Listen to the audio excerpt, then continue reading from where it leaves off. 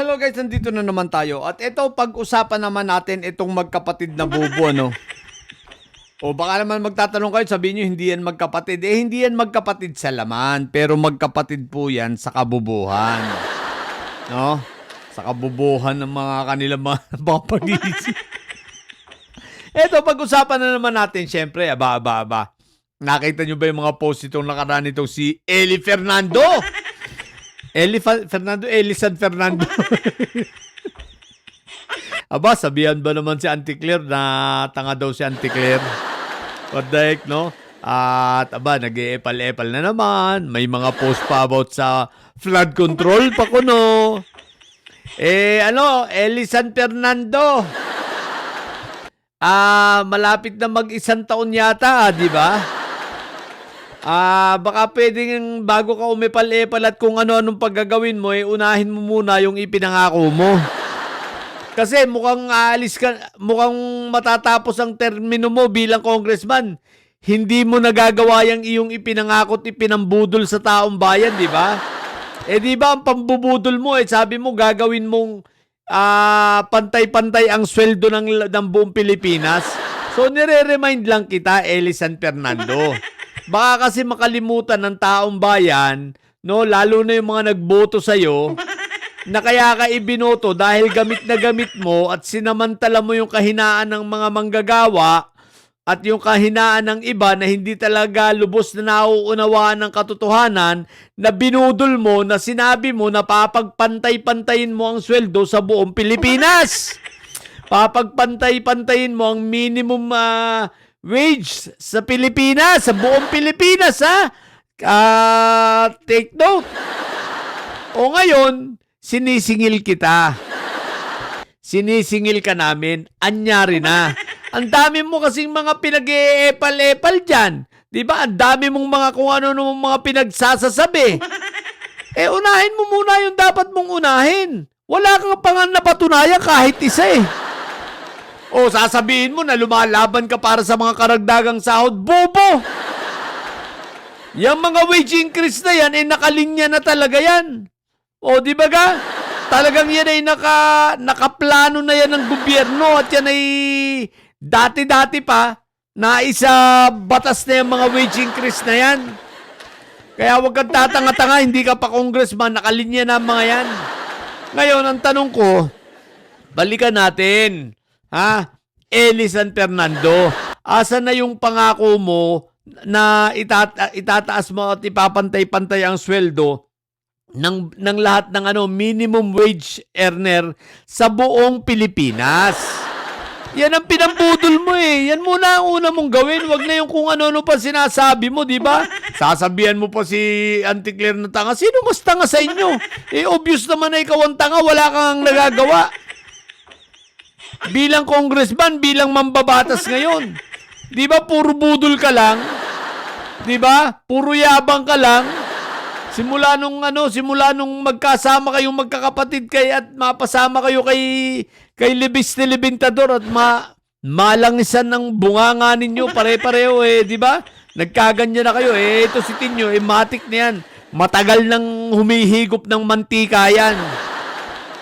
Diba? Matagal nang humihigop ng mantika yan sa mga ibang mga grupo, lalo na yung mga gusto magpabagsak sa gobyerno at may mga hangaring maging komunista ang ating bansa. Pero ganun ka rin naman, Elisan Fernando. Diba? Kumbaga, isa ka rin naman na may pagkakomunista, wag mo nang itanggihan. Dahil obvious naman at alam naman, pati, diba? Yung iyong mga pakikipaglaban ko, no? Gamit na gamit mo Ginamit mong mabuti yung ginamit mong mabuti yung mga manggagawa. O ngayon, nasa na, wala kaming nakikitang direksyon sa yung sinasabi. Wala nga palatandaan na kahit katiting rito ay matutupad dito Diba? So, very obvious na ikaw ay nambudol. Very obvious na ginawa mong tanga-tanga yung mga bumoto sa'yo at yung mga manggagawa, mga malilit at mga ordinaryo nating mga manggagawa, mga kababayan, ginawa mong tanga. ginamit mo ang kanilang kahinaan na hindi nila na masyadong naiintindihan na yung pangako mo parang si 10K lang, parang si Chupetra lang na malayo sa katotohanan, di ba?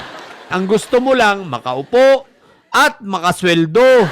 Makasweldo ng pera ng taong bayan, di ba? Kung talagang matapat ka nga, sige nga, San Fernando, gawin mo nga, sabihin mo na yung iyong sweldo, hindi mo kukunin. Pati lahat ng mga perks ng isang congressman, hindi mo kukunin hanggat hindi natutupad yung pinangako mo. O i-donate mo na lang, kung tunay ka makatao, i-donate mo na lang sa mga scholars. Oh, makatulong ka pa. 300,000 din yan, ha? Yung sweldo mo, i-donate mo na lang yan. Di ba? I-donate mo na lang sa mga scholars. Tingnan natin at sabihin mo, hanggat hindi ko natutupad ang aking pinangako, hindi ko kukunin ang aking sweldo, pati ang mga ibang perks. Di ba? Total, hindi mo naman kailangan ng mga flood control na yan kasi ikaw ay party list. Di ba? Okay, so eto, punta naman tayo dito sa kanyang kakambal na si Tinyo na Bobo, isa pa to. Aba. Siyempre, Axe Party List. Di ba siya ang congressman yan? Siyempre, sinundutan niya. May napanood akong post, sinundutan na niya itong kanyang president na yung Ruby ba yung pangalan? Yung pinalo ko ng tsinelas sa kabubuhan. Yung pinalo ko ng tsinelas sa sobrang kabubuhan. Aba, pati si Tinyo nananawagan na. Mag-sorry daw si Auntie Claire. Ano ka, Tinyo? Siraulo ka ba? Ikaw nga hindi marunong mag-sorry. Si Auntie Claire ba pagsosorihin mo? Nag-sorry ka na rin ba? Tulad ng sinabi ko rito sa presidente mong si Ruby.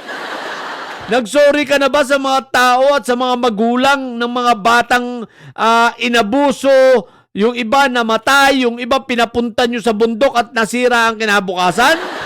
Yan ang tanong ko. Nag-sorry ka na ba ron sa mga yon na hinayupa ka? Di ba? Nag-sorry ka na ba sa panluloko mo sa taong bayan na ayaw mo pang amining ikaw ay isang NPA?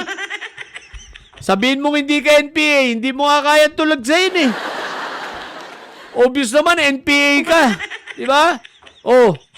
Nag-sorry ka na ba? Tapos ang sasabihan mo na mag-sorry si Auntie Claire. Bakit? Anong nagawang mali ni Auntie Claire? Ang pagkakamali lang ni Auntie Claire, no? Hindi, wala kang pagkakamali. Kumbaga, sadyang bobo lang kayo. Sasabihin ko sana, ang pagkakamali lang ni Auntie Claire, hindi niya na-anticipate na marami palang mga bobo, no? Pero hindi pagkakamali yun. Mabuti nga, at least nalaman natin, lumabas sa lungga, lumabas sa kanilang kuweba kung yung mga bobo, mga mahina ang comprehension ng mga teacher. Kaya ngayon, bagsak ang ating education system, ano pang aasahan natin? Kung sa isang simple at Tagalog na pangungusap, hindi naiintindihan ng mga guro. Guro na mismo, teacher na, ang hindi nakakaintindihan. Ilan? Hindi lahat, ha? Uulitin ko, hindi lahat, ilan. Sabihin nyo na naman, nilalahat ko. Ilang mga teacher ang hindi nakakaintindi. So, huwag na tayong magtaka, di ba? Isipin mo kung yan ang mga teacher ng ating mga anak ay nakapurudi. Kaya kayong mga bobo at mahina ang comprehension ng mga teacher, magsipag-resign na kayo. Hindi kayo nararapat na magturo sa inyong kabubuhan. Mahahawahan nyo pa yung mga bata, mga hinayo pa kayo. Di ba ga? Kaya ikaw, Tinyo, huwag kang tatanga-tanga. Di ba? Debo ko, tsaka huwag kang nakagpapa-interview kay Pinky Web ng lasing. Nagpa-interview kay Pinky Web, lasing ang putik na yan, si Raul. Diba? So yun lang, itong kambal na magkapatid. Parehas bobo putik. Sa mga bobo didinis siya, nakagaya nitong dalawang ito ha. Manatili kayo mga bobo at may sayad sapagkat ang may sayad ay laging high blood. Bye! What the heck?